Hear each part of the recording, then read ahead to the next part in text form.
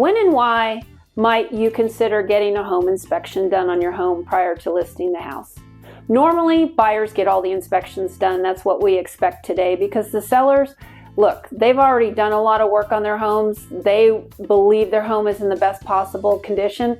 But honestly, I rarely recommend that a seller does a home inspection. The only time I would recommend that is if you go, you know what, I really don't like surprises.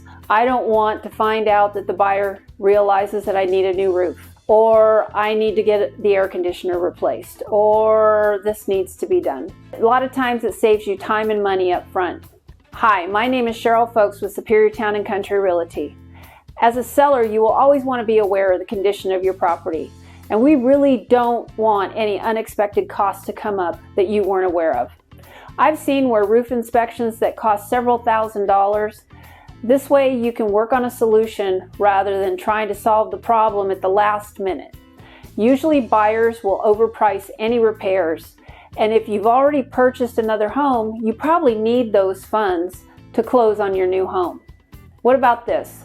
Let's say you find out you need a new roof, or the air conditioner, God forbid, needs to be replaced. You could do something such as, you can tell them, I'm disclosing this is what's wrong, buy it as is. You can decide not to sell at all. Or we can work on solving the problems and get estimates and not feel like we're rushed to get these things fixed and be able to reasonably get them done. I've seen where a roof might cost you somewhere between $7,000 to $10,000 if you don't use your insurance company and just pay the deductible. A lot of times your insurance company will help you with this. And a buyer usually will say, man, that's a $20,000 roof. They usually double the price for any repair. Two reasons one would have to do this, and it's done after the closing, or it's an inconvenience to them after they close and it's out-of-pocket money they may not have. So a lot of times they really want to make sure that this is done before closing. And usually if you do this through your insurance company, you can pay your deductible through your closing. The idea about getting the inspections done prior is so that there's no unexpected surprises and something that might financially hurt you later. I always want the seller to be aware of any additional costs that could possibly arise from the sale of their home. Any inspections that I might recommend are usually the same inspections that a buyer would do.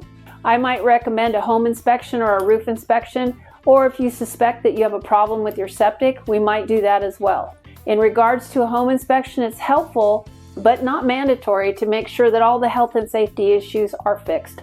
I usually recommend, whether it's a buyer or a seller, that the first thing we address is health and safety issues. It helps the seller because they have much more assurance that they will actually net what they thought they were going to get in escrow. It gives them a peace of mind that the buyer won't ask for any unreasonable or outlandish repairs. It also cuts down on the inspection time. Also, the buyer is more confident that they are buying a sound home that is ready to move into.